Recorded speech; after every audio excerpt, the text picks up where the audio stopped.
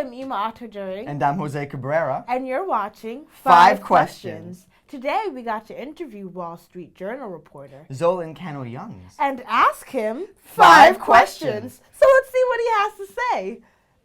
Question number 1. Why did you become a journalist?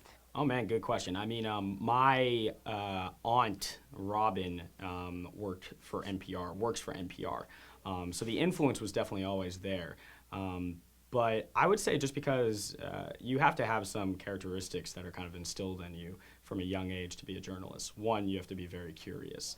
I'm curious about little things that may not seem too interesting to other people. And the other thing is that I love telling stories. You know, people make, I think, a really big deal about this craft sometimes, and there's a lot of egos in it, but at the very heart of it, it's storytelling. So if you're a storyteller, you probably should pursue journalism. Question number 2. What do you think is the most important job of journalists and the press in general? Well, I mean, if, you know, I just said it's storytelling at its basic, you know, this craft is about storytelling, but at the same time, journalism is also the checks and balance on democracy. I'm sure you guys have probably seen that movie Spotlight. You know, I'm from Boston, and when you look at a movie like that, an example of what they did, think about that. That started this search into a huge institution, and that, you know, investigative series that they did now still has an effect on the world today. Without journalism, think about it, the government could get too powerful. We wouldn't know what certain politicians are doing. Richard Nixon would have never resigned. So yeah, journalism has had huge impacts throughout our history. But as well, I mean, I was in DC last summer, and they have this thing called the Newseum. And there's this quote on one of the walls, and I'm botching this, I'm paraphrasing, but it says that every time you write an article, you're writing another chapter to history in real time, which I think is a great way to look at it too. Question number 3. How do you decide on the approach to take on a project you are pursuing? I would say each subject requires a different approach sometimes. I'm not going to approach a story like the New Rochelle High School film program the same way I would, you know, a police officer getting shot.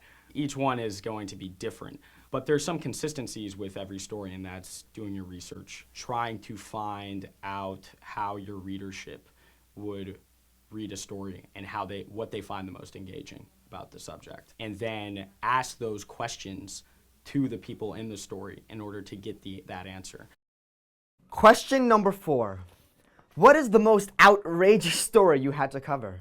All right, I'll give an example of like a really weird one, and then I'll give an example of maybe a cool one. Okay. When I was in college, I did an internship at a newspaper in South Africa, and Bruce Springsteen was coming to play a concert. It was the first time he was coming to South Africa. My editor stood up in the newsroom and said, "Does anybody have any interest in interviewing Bruce Springsteen?"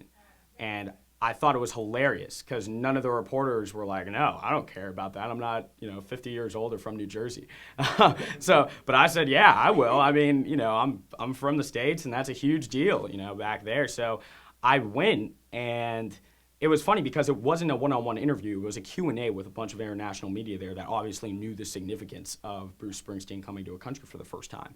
And they told me that I couldn't ask a question because I worked for South Africa local media, and they were focusing on the international media. I raised my hand and shouted because I knew his son was from BC. I'd looked that up before I went there, and I went to Northeastern at the time. So I shouted out something like, "Hey, you guys killed us in a hockey game the other day."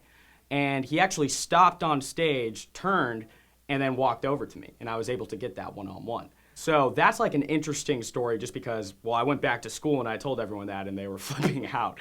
Also, I just find it funny that, of all places to find Bruce Springsteen, it would be in, South Africa.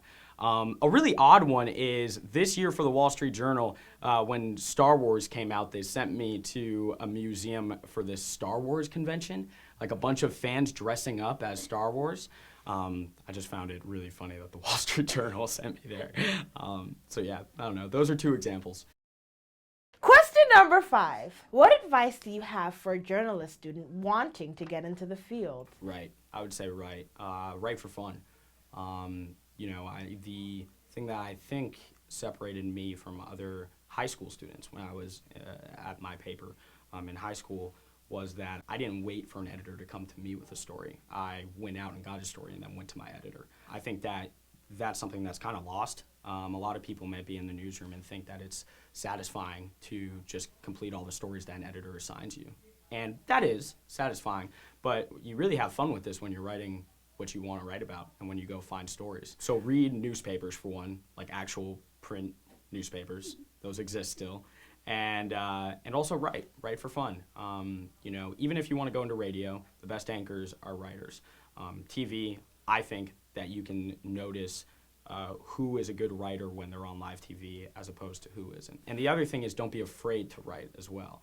I acknowledge that I still have a lot to learn in this field, but I can't learn unless I write every day and make those mistakes.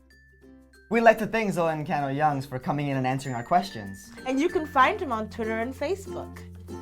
And we'll see you next time on 5 Questions.